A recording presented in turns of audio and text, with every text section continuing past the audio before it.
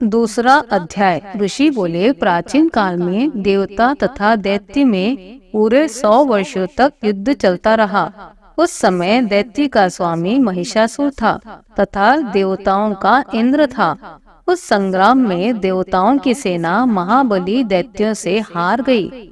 तब सभी देवताओं को जीतकर महिषासुर इंद्र बन बैठा। हार खाकर सभी देवता ब्रह्मा जी को अग्रणी बनाकर वहां गए जहां विष्णु तथा शंकर विराज रहे थे। वहां पर देवताओं ने महिषासुर के सभी उपद्रव एवं अपने पराभव आदि का पूरा पूरा वृत्तांत सुनाया।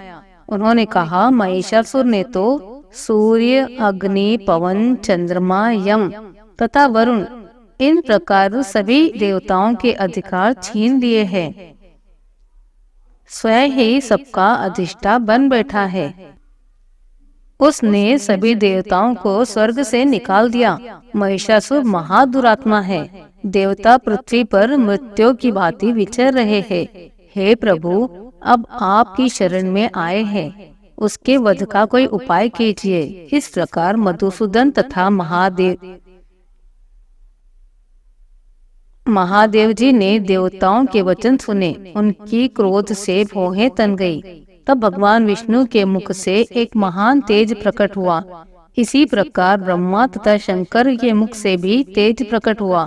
दूसरे इंद्र आदि देवताओं के शरीर से भी महान तेज प्रकट हो आया। सभी तेज मिलकर एक हो गए। एक तेज पुंज इतना उग्र था जैसे जलता हुआ पहाड़ हो। देवताओं ने देखा कि उसकी ज्वालाएं सभी दिशाओं में फैल रही है। जब वह एक हुआ तो एक नारी के रूप में आ गया। उसके प्रकाश से तीनों लोक भर गए। महादेव जी के तेज से उसका मुख प्रकट हुआ। यम के तेज से उसके केश हुए। विष्णु के तेज से उस देवी की भुजाएं प्रकट हुई। चंद्रमा से दोनों स्तन, इंद्र के तेज से उसका कटी प्रदेश, वरुण के तेज से जंगा व उरु स्थल, पृथ्वी के तेज से नितंबों का प्रादुर्भाव हुआ। ब्रह्मा के तेज से दोनों चरण, सूर्य के तेज से चरणों की उंगलियां, वसुओं के तेज से हाथों की उंगलियां, कुबेर के तेज से नासिका का आविर्भाव हुआ। उसके दांत प्रजापति के तेज से प्रकट हुए। अग्नि के तेज से 3 नेत्र हुए। दोनों संध्याओं के तेज से दोनों भौहें, वायु के तेज से दोनों कान उत्पन्न हुए। इसी प्रकार दूसरे देवगणों के तेज द्वारा भक्ति का प्रादुर्भाव हुआ। तब समस्त देवताओं के तेज पुंज से प्रकट हुई देवी जी को देखकर महिषासुर से पीड़ित सभी देवता प्रसन्न हुए।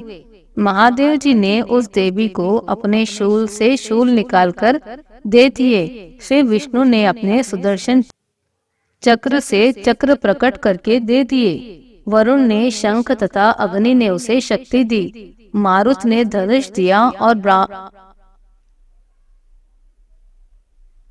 बाणों से भरपूर 2 तरकस दे दिए। देवराज इंद्र ने अपने वज्र से वज्र पैदा करके दिया।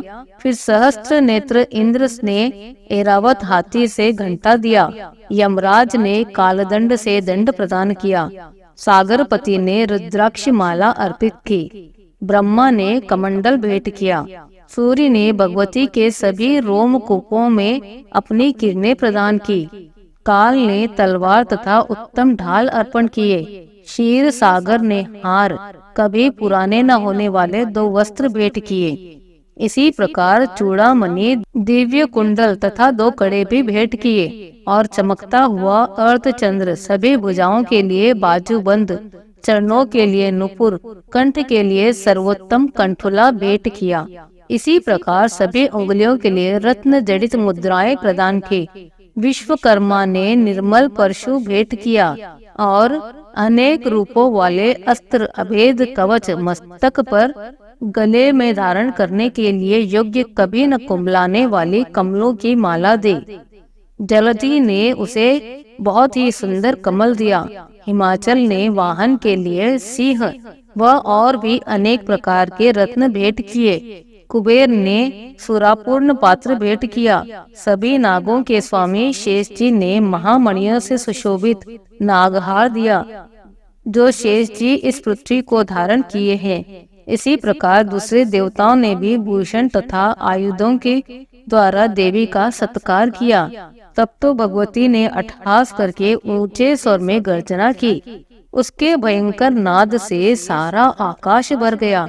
तब देवगण प्रसन्न होकर उस सिंह वाहिनी देवी की जय जयकार करने लगे। मुनियों ने भक्ति भाव से नम्र होकर देवी जी की स्तुति की। देवताओं के शत्रुओं ने सारी त्रिलोकी को शोभग्रस्त देखा तथा अपनी सारी सेना को कवच आदि से तैयार कराकर अस्त्र शस्त्र लेकर झट उठ खड़े हुए। महिषासुर क्रोध में आकर बोला, अरे यह क्या हो रहा है? इतना कर सभी दैत्य एक साथ घिरकर उस सिंहनाद की ओर भागे। वहां जाकर उसने 3 लोकों को अपने तेज से प्रकाशित करती हुई देवी को देखा। उस देवी के चरणों के भार से पृथ्वी दबी जा रही थी। माथे की किरीट मुकुट से आकाश पर रेखाएं पड़ती जा रही थी। उसके धनुष के टंकार से 7 पाल शोभग्रस्त थे। हजारों भुजाओं से भी सभी दिशाओं को ढांप कर देवी खड़ी हुई थी। उन देवी जी के साथ उन दैत्यों का युद्ध आरंभ हो गया। नाना प्रकार के अस्त्र शस्त्रों का प्रहार करने लगे। उनसे सभी दिशाएं भर गई। महिषासुर का सेनापति उस समय टिक्षुर नाम का एक महान दैत्य था। देवी जी के साथ उसी का युद्ध होने लगा। इस प्रकार अन्य सभी देवताओं को तथा चतुर्गिणी सेना के साथ लेकर चामर भी युद्ध करने लगा। 60,000 रथियों को साथ लेकर उदग्र महादैत्य भी युद्ध के प्रवृत्त हो गया। महामनु दैत्य 1 करोड़ रथियों को साथ लेकर लड़ पड़ा। तलवार के समान पैने रोमों वाला असीलोमा नामक दैत्य 5 करोड़ रथियों के साथ युद्ध में आ गया। 60 लाख रथियों से आवृत वाशकाल दैत्य युद्ध में उतर पड़ा। पार्वती दैत्य हाथी एवं घोड़ों के अनेकों सवारों के समूह से घिरा हुआ करोड़ों रथियों के साथ उस युद्ध में युद्ध करने लगा। विडाल दैत्य 5 अरब रथियों को साथ लाकर लड़ने लगा। और भी हजारों महादैत्य रथ, हाथी, घोड़े से सवार रथियों को साथ लाकर देवी जी के साथ युद्ध करने लगे। उस रणांगन में स्वयं महिषासुर भी रथों, हाथी एवं अश्वों की सेना से घिरा हुआ खड़ा था। तोमर, भिंदीपाल, शक्ति, मसूल, परशु, पटिश, खंग आदि शस्त्रों से युद्ध में देवी जी के साथ युद्ध करने लगा। कुछ दैत्यों ने देवी जी पर शक्तियां छोड़ी एवं दूसरों ने पाश फेंके। तब उस चंडिका देवी ने उन्हें अस्त्र शस्त्रों की वर्षा कर तोड़ डाला। इधर देवी जी का वाहन सिंह भी क्रोध में आ गया। अपने गर्दन के बाल हिलाता हुआ दैत्यों की सेना में इस प्रकार घूमने लगा जैसे कि वन में अग्नि फैलती जा रही हो।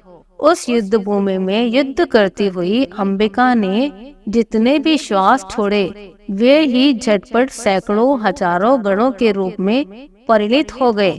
प्रकट होकर उन गणों ने खंग, बिंदीपाल, पटिश आदि शस्त्रों से युद्ध करना आरंभ किया। देवी जी की शक्ति में वृद्धि पाकर वे गण दैत्यों का नाश करने लगे। साथ में दूसरे गण नगाड़े, शंख आदि बजाने लगे। महती प्रसन्नता देने वाले उस युद्ध के उत्साह में कुछ एक ने मृदंग बजाए। तब देवी जी ने त्रिशूल, गदा और शक्तियों की वर्षा से तलवार आदि शस्त्रों से सैकड़ों महान असुर मार डाले। दूसरे कितने एक दैत्यों को घंटे के भयप्रद नाद से मूर्छित करके मार गिराया। मरे दैत्यों को पाश से बांधकर पृथ्वी पर घसीट डाला। इतने तो गदा की चोट से घायल होकर पृथ्वी पर सो गए। मूसलों के प्रवाह से कई एक रुधिर वमन करने लगे एवं कई एक शूल द्वारा वक्षस्थल फट जाने से पृथ्वी पर गड़ गए। कितने एक दैत्य बाणों की वर्षा द्वारा युद्ध भूमि में काट गिराए। बाज पक्षी की भांति आक्रमण करने वाले देव शत्रु दैत्य प्राण छोड़ने लगे। कितने एक दैत्यों की भुजाएं कट गई। दूसरों की ग्रीवाएं छिन्न भिन्न हो गई। कई दैत्यों के सिर कट गए, दूसरे मध्य में विदीर्ण हो गए। कुछ दैत्यों की जंघाएं कट गई और पृथ्वी पर गिर गए। और एक दैत्य को तो एक भुजा, एक आंख, एक पांव वाला करके दो दो टुकड़े कर डाला। मार मार कर गिराए हुए रथी, हाथी, घोड़े एवं असुरों की लाशों के द्वारा जहाँ महायुद्ध हो रहा था, वहाँ की पृथ्वी इस प्रकार भर गई कि वहाँ का आना जाना कठिन हो गया। वहाँ सेना एवं असुरों के रुधिर बहने लगे, रुधिर की बड़ी बड़ी नदियाँ बहने लगी। जगदम्बिका क्षण में दैत्यों की सेना का इस प्रकार नाश कर दिया, जैसे कि लकड़ियों के बड़े ढेर को अग्नि जला देती है। देवी का वाहन सिंह अपने बालों को छटकाता हुआ, बड़ी गर्जना करता हुआ दैत्यों के शरीर से मानो प्राण ही चुन रहा हो, इस प्रकार घूमने लगा। देवी जी के उन गणों ने महाअसुरों के साथ बड़ा युद्ध किया, जिससे देवता प्रसन्न होकर आकाश से पुष्पों की वर्षा करने लगे। इति दूसरा अध्याय समाप्त। तीसरा अध्याय। ऋषि बोले, महाअसुर चिक्षुर सेनापति ने जब यह देखा कि सेना तो इस प्रकार मारी जा रही है, तब उसे बड़ा क्रोध उत्पन्न हो गया। स्वयं भी अंबिका के साथ युद्ध में जाकर उसने देवी जी पर बाणों की इस प्रकार वर्षा की, जैसे मेघ सुमेरु पर्वत की चोटी पर जलधारा बरस रही हो। तब देवी जी ने उसके बाण समूहों को खेल ही खेल में काट दिया। फिर बाणों द्वारा उसके सारथी घोड़ों को मार डाला। फिर धनुष और ऊंची लहराती ध्वजा काट कर गिरा दिए। जब उसका धनुष कट चुका और अपने बाणों से उसके अंग बींध डाले, जिसका सारथी एवं घोड़े मर चुके थे और धनुष भी कट चुका था, तब वह बिना रथ पैदल ही तलवार ढाल लेकर देवी की ओर दौड़ा। तेज तलवार से सिंह पर जाते ही प्रहार कर दिया। फिर देवी जी की वाम भुजा पर बड़े जोर से प्रहार किया। हे राजन, जो ही तलवार देवी की भुजा पर पहुंची, त्यों ही टूट गई। फिर तो असुर ने क्रोध से आंखें लाल लाल करके शूल पकड़ लिया। भद्रकाली जी उस पर दैत्य ने वह शूल डाल दिया। वह शूल इस प्रकार चमका जैसे कि आकाश से सूर्यमंडल गिर रहा हो। देवी जी ने अपनी ओर आते हुए शूल को देखकर उस पर अपना शूल चला दिया, जिससे वह शूल सैकड़ों टुकड़े हो गया। साथ में उस चिक्षुर महादैत्य के प्राण भी निकल गए। जब महिषासुर का बलवान सेनापति मारा गया, तब देव शत्रु चामर हाथी पर सवार होकर आ पहुंचा। आते ही उसने अंबिका देवी पर शक्ति का प्रहार कर दिया। श्री देवी जी ने हुंकार द्वारा ही मार कर तेजहीन कर उसे नीचे गिरा दिया। अपनी शक्ति को गिरा हुआ देखकर चामर को बड़ा क्रोध आया। उसने शूल का प्रहार कर दिया। शूल को भी देवी जी ने बाणों द्वारा टुकड़े टुकड़े कर डाला। तब सिंह भी उछलकर हाथी के मस्तक पर चढ़ बैठा। फिर दैत्य के साथ युद्ध करने लगा। वे दोनों परस्पर लड़ते लड़ते उस हाथी से नीचे पृथ्वी पर आ गए। भयंकर प्रहारों से परस्पर युद्ध करने लगे। बड़े वेग से सिंह ऊपर को उछला। ऊपर आकाश से नीचे की ओर गिरते गिरते पंजों के प्रहार से चामर दैत्य का सिर धड़ से पृथक कर डाला। देवी जी ने शिला एवं वृक्ष आदि से युद्ध में उदग्र को मार डाला। फिर कराल को भी दांत, मुक्का एवं थप्पड़ों के प्रहार द्वारा मार गिराया। क्रोध पूर्ण देवी ने गदा की चोटों से उद्रिक्त का चूरा चूरा कर दिया। भिंदी पाल शस्त्र द्वारा वाशकल तथा बाणों द्वारा अंधक एवं ताम्र को यमधाम शीघ्र भेज दिया। त्रिनेत्र धारिणी परमेश्वरी ने उग्रासय उग्रवीर महाहनु नाम के दैत्य को त्रिशूल द्वारा मार दिया। तलवार से बिड़ाल का सिर धड़ से अलग कर दिया। दुर्धर दुर्मुख इन दोनों को बाणों द्वारा यमपुरी पहुंचा दिया। इस प्रकार अपनी सेना का नाश होता देखकर भैंसे का रूप लेकर महिषासुर उन गणों को डराने लगा। कुछ एक गणों पर खुरों से प्रवाह करने लगा। किन्हीं को पूंछ से तोड़ा तो दूसरों की सींगों से फाड़ा। कुछ एक को वेग द्वारा, दूसरों को सिंहनाद द्वारा घूमने से, अन्यों को श्वास वायु द्वारा पृथ्वी पर गिराया। इस प्रकार गण सेना को गिराकर वह महिष सिंह की ओर झपटा। जो ही सिंह को मारने लगा, जगदम्बा को बड़ा क्रोध उत्पन्न हुआ। इधर महापराक्रमी महिष भी क्रोध से पृथ्वी तल को अपने खुरों से खोदने लगा। फिर अपने सींगों से बड़े ऊंचे ऊंचे पहाड़ उठाकर फेंकने लगा। साथ में गर्जना करने लगा। वेग के साथ घूमने पर पृथ्वी शुद्ध होकर फटने लगी। उसने पूंछ से समुद्र पर प्रहार किया, जिससे शुद्ध होकर समुद्र पृथ्वी को चारों ओर से डुबाने लगा। चलायमान होते हुए सींगों के द्वारा छिन्न भिन्न हुए बादल टुकड़े टुकड़े हो गए। उसके श्वासों की कठोर वायु से उड़ते हुए सैकड़ों पर्वत आकाश से गिरने लगे। इस प्रकार क्रोधपूर्ण उस महादैत्य को अपने ओर आता देखकर चंडिका उसे मारने के लिए क्रोध में आ गई। कुपित चंडिका ने उसकी ओर पाश फेंका, उसके द्वारा उस दैत्य को बांध लिया। तब तो वह महायुद्ध में बंधे हुए उस दैत्य ने अपना महिष भैंसे के रूप का त्याग कर दिया, झटपट सिंह के रूप में आ गया। जो ही चंडिका उसका सिर काटने लगी तो वह तलवार हाथ में लिए पुरुष दिखाई देने लगा। तब शीघ्रता से तलवार ढाल वाले उस पुरुष को अपने बाणों से देवी जी ने बींध डाला। तब वह एक बड़ा हाथी हो गया। अपने सूंड से उस महान सिंह को खींचा, फिर गरजने लगा। उसके खींचते समय उसकी खंग के द्वारा देवी ने उसके सूंड काट दिए। फिर वह महादैत्य भैंसे के रूप में आ गया। इसी प्रकार चराचर त्रिलोकी को सताने लगा।